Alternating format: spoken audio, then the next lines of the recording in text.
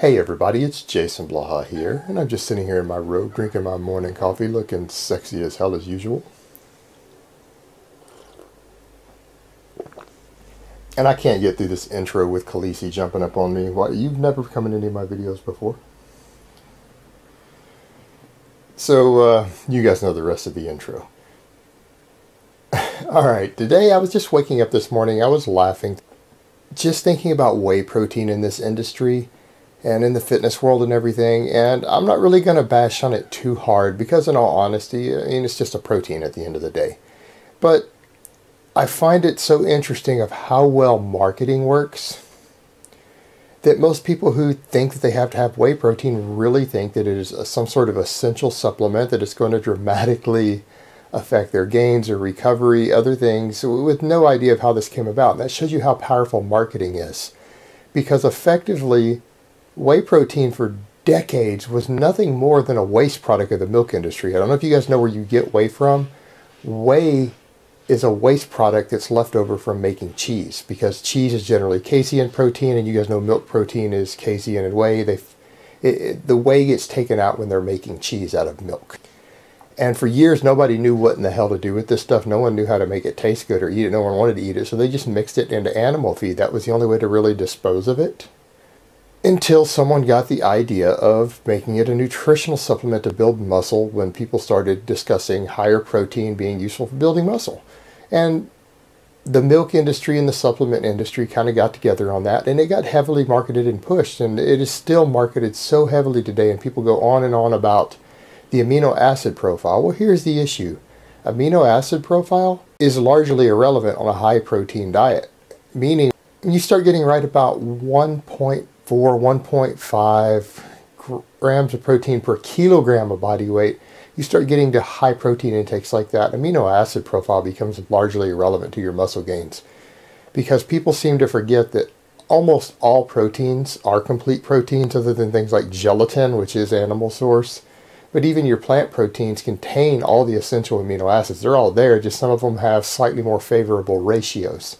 But they still add up, meaning if you need X number of grams of leucine and valine in your diet to reach a goal, it doesn't matter what combinations of food you used to reach them for making optimal muscle gains. It doesn't matter how you got there, as long as they all add up.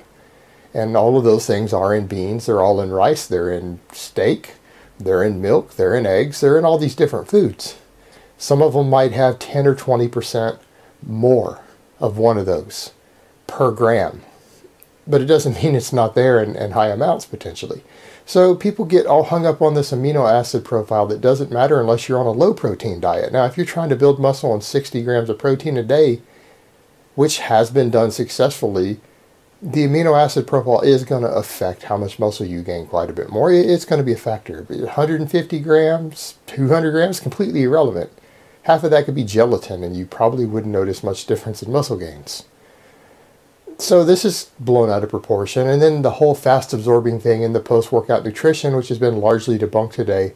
You have all of this marketing pushing whey protein as if it's necessary when it is literally nothing more than a convenience.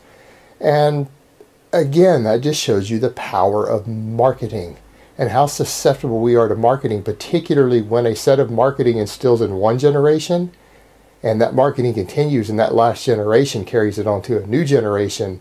It reaches almost mythical proportions like whey protein has in the training world. And the reality is a lot of people can't even handle whey protein. They're lactose intolerant. And so but people use whey protein oftentimes for cost and for convenience. Well, the ones that don't cause people issues who are lactose intolerant are a lot more expensive.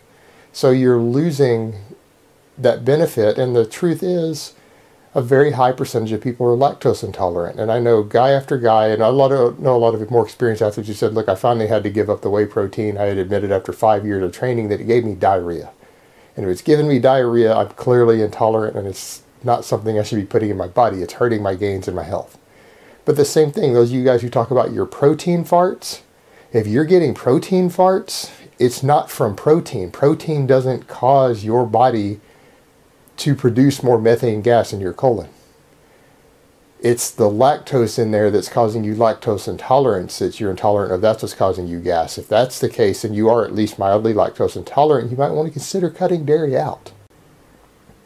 And if that's you, then whey protein shouldn't be an option. You should just get your protein from Whole Foods. It's going to be better for you in that case, or find some protein powder that's not dairy based.